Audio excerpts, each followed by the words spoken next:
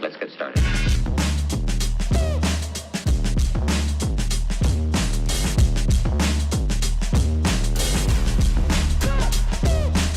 Why they stopping me?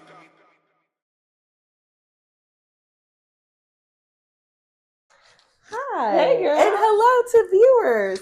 My name is Denise Keys, also known as LaShawn Fouché. I am a Chicago-based artist, activist, advocate, educator, and I am here with my homegirl, the Dionne Victoria, who is also an artist, activist, educator, but you're also a wife, a mother, a scientist. None of those are in hierarchical order. None of that, okay? Tell us more about yourself. I am, like you said, an artist, Mhm. and I am one of the founders of the Art Center of Englewood. We opened up in February of this year, 2025, and I am also the founder of the Healing Academy, which is a nonprofit arts and education-based organization. Mhm. And here at the Art Center of Englewood, we truly believe that artists can take themselves to the level that they want to go to by living out their dreams. So we support them. We teach them how to create art. We teach them how to sell it, because that is how they're going to leave their legacy, both financially as well as with their culture. I appreciate that so much. Yeah, girl. Dionne, we are sitting amongst 3 pieces of artwork. Now, I am very curious. I've been making art alongside you for about 5 to 6 years now, and children are often featured in your artwork. You do representations of children in these expressive backgrounds, just like this one up top, but I want to talk about this one. Mm-hmm. How did you begin representing children in your paintings? I was inspired by Hubert Brantley, actually. Mhm. He is an artist here in Chicago, pretty well known for his fly boys and fly girls. And he would always paint them as like these cartoony characters. I remember going past his studio at the Joby Art Center and being like, wow, that's really cool to see this different way that our children are being depicted. Because we don't see a lot of that, right? Right. At the same time, I was like, I really want to see real children as superheroes, because I know so many. I knew so many really smart, especially little smart Black girls that looked like me, that loved the things that I liked. And I knew so many smart Black boys or just like had these talents that I could never even think of. And I'm like, these are the real superheroes, not just because of their talents and their brains and their amazingness, but also because they're the ones that's going to take over the world when we leave. So we have to do our best to create a world for them that is inviting, that is accepting, that allows them to be their best selves, so that they can continue the legacy of making the world the best place it can be. So that's kind of how I started with children. I really wanted to show them as the superheroes that I saw them as. That is so powerful. Thank you. And I'm so glad that you bring up the world, right? The world that we live in, the world that we're creating for our youth and ourselves. You describe your artwork as a meditative tool to heal and express the internal landscape of the soul in an external world. And I love that that is such a great articulate way to describe your work, because your figures are usually amongst very abstract lines, shapes, color, which also communicate meanings and messages. Can you talk to us about this painting here? It's not smooth. This communication is like, what is happening? It's very intense. What is going on in the world of this painting? So the piece is called Miscommunication. Okay. All right. Very fitting.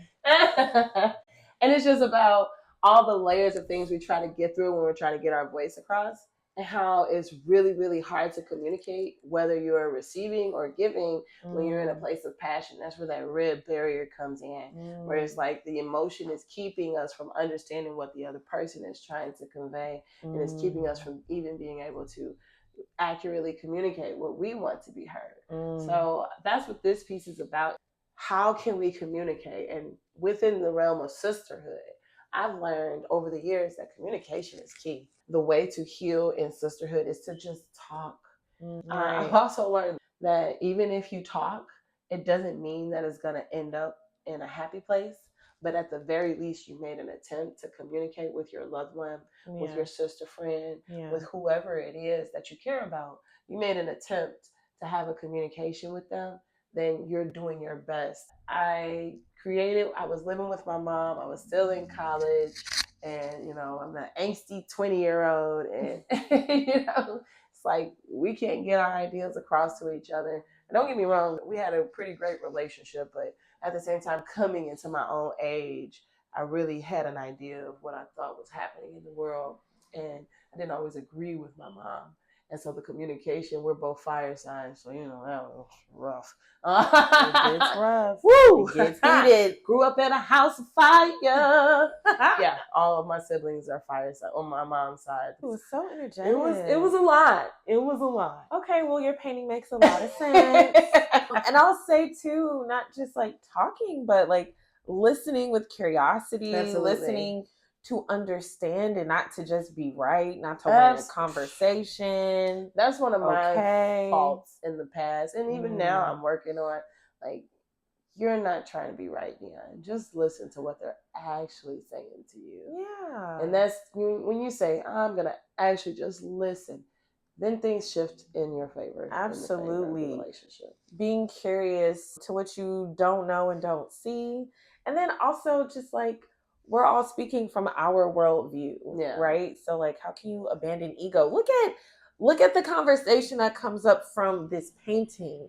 Okay, this painting is doing that social emotional work that a lot of adults, not just the youth, need. Mm-hmm. Look at your art doing things. That's the beauty of art. When you observe art, you're actually experiencing the emotions that the artists experienced when they were creating the artwork. So you're practicing empathy skills by observing and really contemplating what is it that is happening in this space of artwork.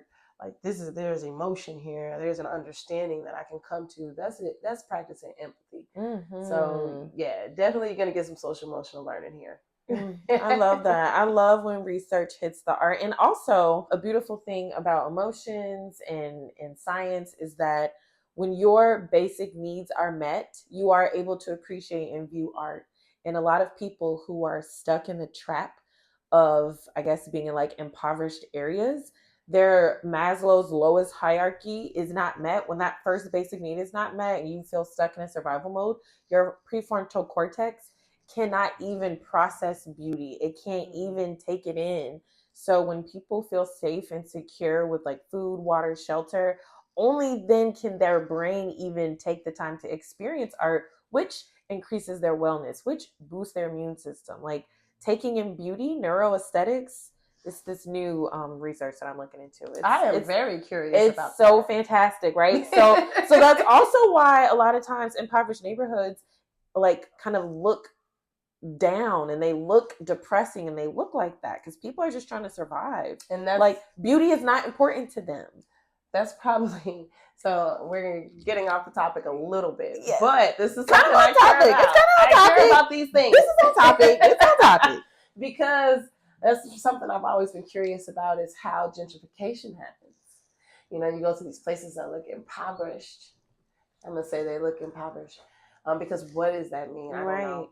But you go to these places and as soon as they want to make it better, what they start doing, immediately they put murals up. Public art. Mosaics, okay? How many mosaics have you seen spring up out of nowhere? They start putting murals up. I'm like, okay, that's how you know. That's how you know. And it's multiple layers to that because the artists don't get to the neighborhood until we can afford to live there.